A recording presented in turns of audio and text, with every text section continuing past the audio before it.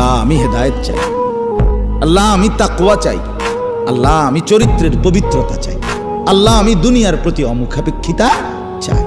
নবীজি বলছেন, নবীজি বলছেন এটা দোস্ত।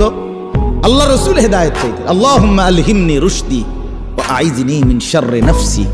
নবীজি দোয়া করতেন, আল্লাহ এই ব্যাপারে কোনটা সঠিক, এই রাস্তাটা সঠিকটা আপনি আমারে ইলহাম করে আমার দিলে ঢাইলা আমার দেখায় দেন। আইযনি মিন শাররি নাফসি, আল্লাহ আমার নফসের ধোঁকা, নফসের ক্ষতিকর মনের চাহিদার থেকে আমাকে হেফাজত কর। নবীজির দোয়া এগুলো। আল্লাহুম্মা আতি নাফসি তাকওয়াহা ওয়া যাক্কিহা, আল্লাহ আপনি আমার দিলের মধ্যে তাকওয়া দেন, আল্লাহ আপনি আমার দিল বিশুদ্ধ পবিত্র করে দেন।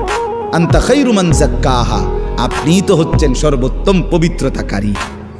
আনতা ওয়ালিয়ুহা, আপনি তো হচ্ছেন নফসের মালিক। ওয়া মাওলাহা, আপনি তো হচ্ছেন জিন্দেগীর মাওলা। আপনি ছাড়া তাকওয়া দিবে কে, আপনি ছাড়া হেদায়েত দিবে কে মাওলা। আল্লাহুম্মা আসলিহ লি শা'নি কুল্লা ওয়া লা তাকিলনি ইলা নাফসি তারফাতা আইন।